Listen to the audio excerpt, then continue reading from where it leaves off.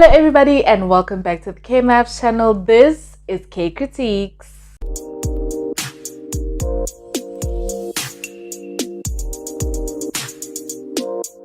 So as you can tell by the title of today's video, we are not doing a review or commentary. I am going to be doing a what am I watching and what I expect to see by the end of the year on streaming services specifically. I don't really watch your DSTV shows other than Shaga Ilembe, which I will be watching. I don't really watch like your The River, Gomorrah, Generations and all of that. I don't really watch like soapies and telenovelas. I'm more of a Netflix series, Showmax series type of girl. And yeah, without any further ado, let us get into the video. So let's start here. Savage Beauty, I am still on episode 4. I haven't watched episode 5 and 6, and I'm actually thinking of not doing a reaction video for the last 2 episodes, but rather doing a commentary video just wrapping up the season, because I just realized that, you know what, editing is a hassle. Editing this type of content where I have to watch the series, react to it, and then try and find where I'm reacting to the series and which scene am I reacting to, and then lining it up.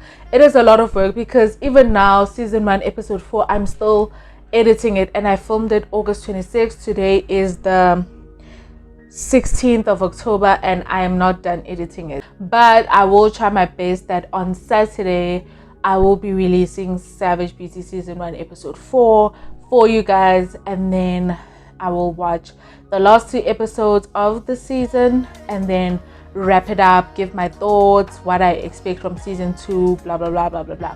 So that's one of the series that I've been watching, but it is an old series, and obviously you guys know some of the series that I have been watching: Just to Serve, The Brave Ones, Skim Sam.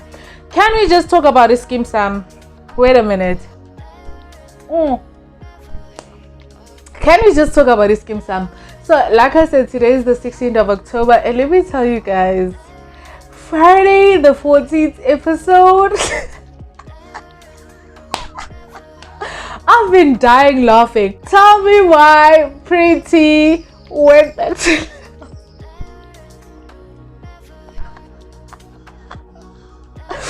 tell me why she went back to the house. Tell me why. The third time. It's not the first time. It's not for the first time, second time, but the third time she's choosing Lhasa over her own family, and at this point, you know what?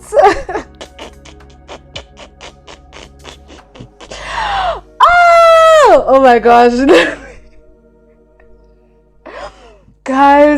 Guys, men are not good people. At least the prettier actor, these people out here are actually choosing men over their families in real life, in reality. Like, some people are living this reality, which is one thing that I like about Skim Sam. It actually reflects the reality and reflects the things that are actually going on in real South African lives. I have some things to say about the writing, like how people who are coming from poverty-stricken backgrounds never make it in life, never succeed. They're always going through the most. Oh, Lishole, Pretty, Umantuli, and now Cats. Like, none of these people are thriving. Black people are always being put down, and if the black person is successful, they always have to be corrupt, which is one thing that I do not like about the writing, and also the way that they write black relationships. But anyways, Pretty went back to Lhasa. Guys, let me tell you something. Like, Pretty at this point, like, I'm kind of tired of it. How many times can we say, Pretty, go home, Pretty, go home, Pretty, go home? We are tired at this point. If anything happens, like, Pretty, you deserve it, girl. Like, you never learn. Like, Lhasa has shown you time and time again that he doesn't really love you, but you still go back. Anyways, the best part of the episode for me was Lhasa standing up for Pretty, which is something that I wish that he did sooner when his other uncle was here, because that uncle did disrespect to Pretty a lot, like saying, what kind of man raised you, you go around killing children and all of that, which was so distasteful. And I feel like if a man can't stand up to you when his family is disrespecting you, that man doesn't love you. That's one thing that I feel. So when he didn't defend her that time, I was like, ugh, but he did defend her this time. It was like, when I will if you know, you know. If you watch Skim Sam, then you know. Or if you want to know what I'm talking about, do head on to my TikTok at K_Mabs and you will find the video that I'm talking about. I react daily to Skim Sam scenes, Skim Sam episodes. Anyways, so I watched 3 movies, 2 on Netflix and 1 on Showmax, thinking that I would do individual reactions and commentary on them.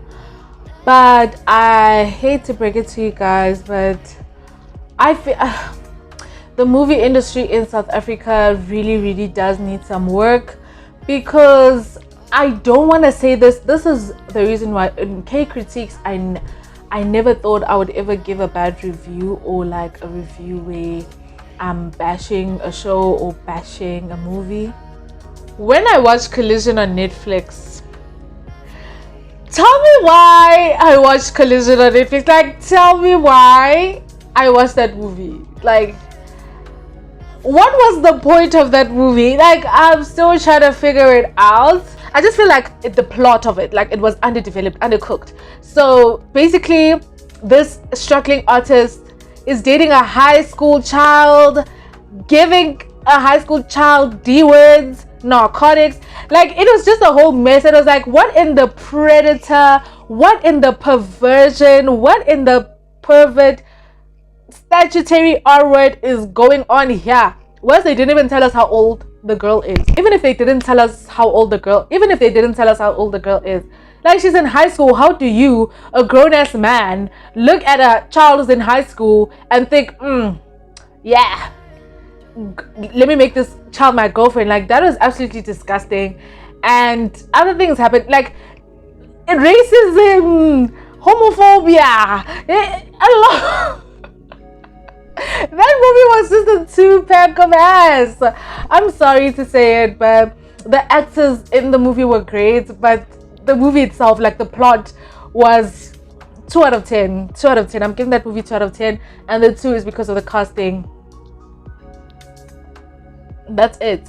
It's like they were just throwing things in there to reach 1.5 hours. Like, I was just bored out of my mind. I was just like, what the hell is going on? Then yesterday I watched Expiry Date on Showmax. Now, I've said this before and I'll say it again. Give me a corny movie every single time. I love corny movies. When I saw the trailer for Expiry Date, I'm like, a corny, cheesy South African movie? Definitely, let's get into it. Let me not lie, the movie, the plot was everything. It was giving. So these 2 brothers, one of the brothers gets his heart broken. The other brother still has trauma over their father leaving their mother at a young age. So they decide, okay, we're gonna date around, we're never gonna get attached to girls, and we're gonna date him for a certain amount of time, and when the time arrives, we're gonna call it the expiry date, where we have to break up with these girls. But then the other brother meets like this young woman, Piweyo, and he starts falling in love with her, and there's just things that get in the way of it. The only thing I will say about this movie that I didn't like is some of the acting. Some of the acting, I was just like, But it was a very good movie. Another thing for me that stood out was like, why are these guys trending on Black Twitter? Like, why are these guys trending on Twitter? Like, they're not even celebrities. It wasn't even established whether or not they're famous or popular, at least, or like they Twitter influencers. They weren't any of that, but they were trending on Twitter. I was like, aye man. But nonetheless, it was a good movie. I actually liked it. I'm not gonna lie. Good, feel good movie, rom-com. Like, but I feel like the couple was sort of underdeveloped a bit, like undercooked. Like, where yes, we got to spend time with them, but we didn't actually like find out why do these people like each other. Like, why do they love each other? how do they fall in love in such a short space amount of time? Chemistry that they have, that's what I feel like is missing in most of these rom-coms. The chemistry. There's no chemistry between the characters. You don't even root for them because it's like, what is there to root for? You can't even feel like the love. But in series like The Wife, it was fast paced. Especially, like, they fell in love like instantly, but you feel it. You feel the chemistry. Naledi and Cow, you feel the chemistry, like, even though everything is happening quick, in a hurry, like in a short amount of time, but you can feel it and you root for them. Like, you don't even question how these people fell in love after 1 week. No, you actually root for them because it's realistic. Like, you can feel the chemistry, you can feel it between the characters, which is what I feel like is lacking in this movie. There wasn't really a lot of like chemistry. The other movie that I've been watching was Jewel on Netflix. Another waste of my time. Guys, I haven't even finished it. I'm towards the end. Like, what is that movie even about? And it says Jewel, but there's nothing about a jewel. Like, it is just, I'm just like, what is the point of that movie other than racism or reverse racism, whatever it is? Like, I'm just like, what is actually the point of that movie? 2 out of 10. Expiry date 5 out of 10. 5 out of 10. I'll give it a 5 out of 10. Jewel 2 out of 10. Collision 3 out of 10. Like, guys, like, honestly, I just realized that I just watched 3 movies and I literally have nothing to talk about for this segment. So I was just like, let me just discuss everything in general that I've been watching. So I tried watching it when it first came out, the end of September. I've never been so confused in my life. I'm going to give it a 4 out of 10, and the 2 out of 10 is actually for Zolisa Xaliwe because he is acting in this series. The other 2 is because of the star-studded casting and the graphics. Like, blood sounds, what is even going on? Like, it's so confusing. Like, they never ever give context. Like, a lot of stuff just didn't make sense, especially in episode 1. So let me talk a little bit about episode 1 because I have watched it and I'm halfway through episode 2.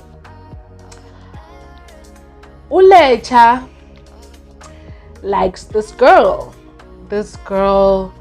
Up until this point, we thought she's dating the king. So Lecha is the prince and his father is the king. So up until this point, we actually thought no, she is dating, like she is the king's concubine, and then they fell in love. But no, in season 2, we actually find out that he R-words her. So like, because he's the king, she can't say no, and she becomes pregnant, and Lecha actually kills his dad, like unalives his dad because of this girl. Like, a lot was going on and I'm just like, what is actually going on? So as I was saying, a lot is all over the place, but I think now, as I'm halfway through episode 2, I'm actually getting the hang of, or kind of an understanding of, what is actually going on in the series. But there's still a lot that just doesn't make sense to me. But as I watch, I will also get back to you guys and let you know if it's good or not. I'm waiting for all the episodes to come out, and then I'll just do a season review, because I think I'm going to be doing more season reviews where I just talk about the whole season in general, instead of just doing like one episode at a time, because it's time consuming, and also you can't really make like form opinions about something when you haven't even gotten the full context of everything. So rather watch the whole thing and then come back, and then at the end, you know, like have a discussion about it once you know all the facts. The Mole on Netflix. This is not a South African series, but guys, let me tell you something. Watch The Mole. Maybe it's because I like shows like that, like competition those are the types of reality TV shows that I like, where there is a goal behind it. So there's a clear goal that this is what needs to happen.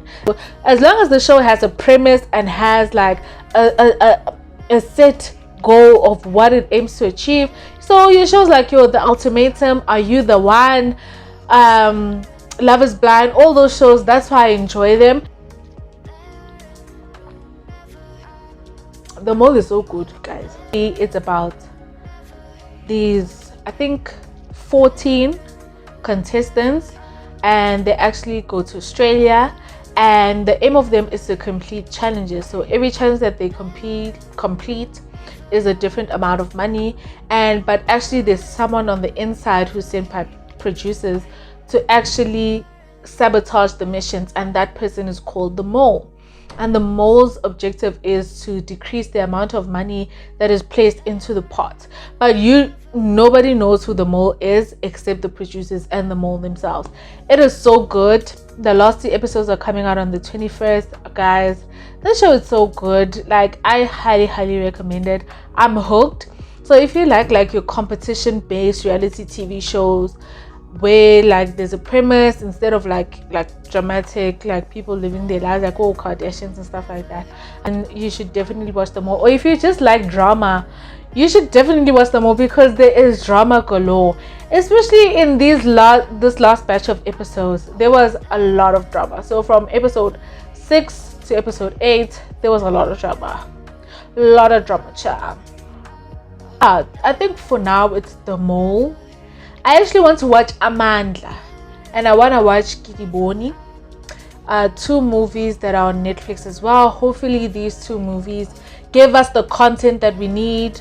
There's not a lot of shows on right now. Like Blood and Water hasn't come out since last year. The Wife is coming back in November. We haven't had, like, a lot of series are just on hiatus, and we literally have no content. Kings of Joburg, we've been waiting for season 2, and I understand that Mr. Ferguson passed on, but like, these are the type of shows that I'm expecting to come back, because I really did enjoy them, the storytelling, and I do feel like they will I will have like stuff to talk about on this channel for Kay Kritiques. Please do let me know which shows, South African TV shows, that you want me to check out, review, talk about, and I definitely will. Do follow me on all my social media platforms. Like, comment, subscribe, share with your friends, and turn on the notification bell so that you're notified every single time I post a video. This is me, Kay Mav, signing out, and I'll see you guys in the next one. Did you like? Did you comment? Did you subscribe? Did you turn on the notification bell? If you didn't, you hate me.